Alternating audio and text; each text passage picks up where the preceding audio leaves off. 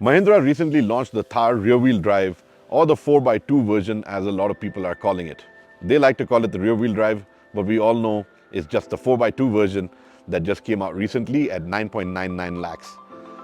Mahindra also has the larger engine 2.2-litre M-Hawk diesel Thar with the 4x4 unit, and a lot of people have been writing in, asking about what is the difference between the 4x2 and the 4x4, apart from the obvious, and more importantly, which one should they buy? Well, to just give you a quick rundown on what is the right car for you, or the right Thar for you, which is probably more apt at this point. What you get with both is you get similar looks. So you're not losing out on the looks front, you're not losing out on that nice big SUV stance, you're not losing out on the ground clearance, and you're definitely not losing out on style. But that's when it comes to the exteriors. With the interiors, you actually get a little bit more with the 4x2 version, because Mahindra has upgraded a few of the buttons on the center console. So you've actually got a door unlock lock button over there, which is very useful. The 4x4 version, which was sold from 2020 till now, doesn't get that button. So I hope that they do add it to the 4x4, but currently that's a one-up for the 4x2 version over the 4x4 version. Again, it's all about performance and your daily need that you're looking at. So to answer the big question of which one is right for you, we'll have to look at each type of Thar separately. Now the 4x4, which was launched in 2020, it is obviously your quintessential SUV. It's big, it's rugged, it's got the right ground clearance, you've got amazing approach and departure angles, it's got a great breakover angle. So when you do go out and hit the rough stuff with it, it is extremely capable. Of course, a lot of feedback that has come in is about that plastic front sump guard. A lot of serious off-roaders usually upgrade that, and they usually add a nice cover underneath as well, a protection layer underneath too, which just saves you from any major damage should you hit a pointy rock or go over a boulder that could potentially rock some of your mechanicals.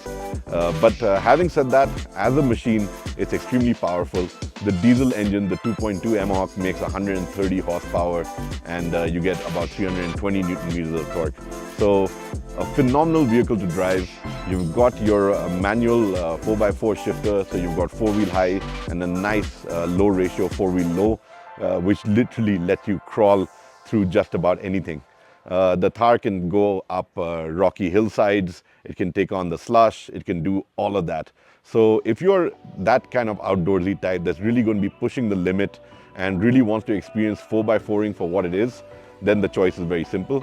Go for the 4x4 Thar, and it'll give you everything that you're looking for. A nice daily driver that can also head out to the boonies and do a lot for you. Now coming to the 4x2, like I said earlier, it gives you everything from the image perspective of what the Thar is about. But if you're the kind of guy who lives in a city, and we do see a lot of Thar buyers of the older 4x4 version in cities, and I really doubt that they get to engage their 4x4 that often. But having said that, you want a nice SUV, you want that unconventional look that the Thar offers, but you're not really going to go taking it out to sort of conquer a new land or drive it till the end of the earth. You just want it to be your daily driver in the city, do a great job of taking you out on a nice road trip. And of course, if you are out for a small adventure, it will deal with a nice dirt road. Rear-wheel drives are actually quite capable of handling quite a bit of rough stuff before you actually have to engage 4x4. So if I had to do it with my experience, when I go off-roading, I usually keep my 4x4 Thar in two-wheel drive mode, in rear-wheel drive mode, and I only engage 4x4 if I get stuck. But with the two-wheel drive, you can go to Leh Ladakh, you can come out to Kodaikanal, where I am currently, and take it for a spin in the hills over here. It will do it all. And that's also because you still get that amazing ground clearance, you still get those nice big 18-inch wheels with 80 tires, that will do their little bit in ensuring that a little bit of dirt can be handled by it. But overall, the Thar 4x2 is for the buyer who's based in a city, might do a little bit of adventurous driving here and there, but is looking for something that's a little unconventional. You want something that's more SUV-like, but still very urban, and that's where the 4x2 fits in. And it's available at an amazing price point starting at 9.99 lakhs. And I think that should actually seal the deal for a lot of buyers out there who are looking at getting a Thar-like vehicle in the city. The 4x4, again, I said, is for, it points towards more of an enthusiast, or if you live out of the city on a farm somewhere and you need that kind of power, and you also need that kind of performance where it could also be used for utility too. So very different buyers. You've got a vehicle that looks the same, but is targeting two very different niches of enthusiasts out there.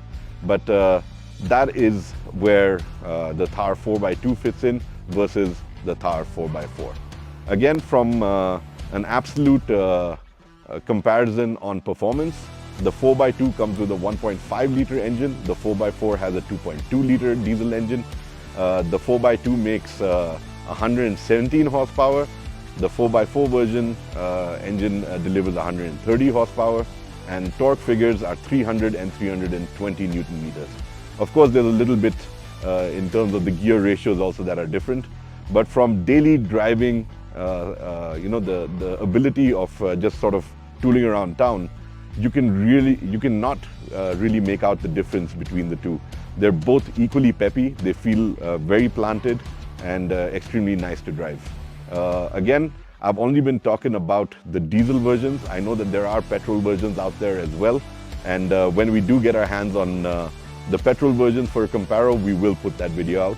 But this one is mainly about comparing the 1.5 liter diesel 4x2 along with the 2.2 diesel 4x4. So I hope I've answered your query on where each variant sits and what is the right one for you.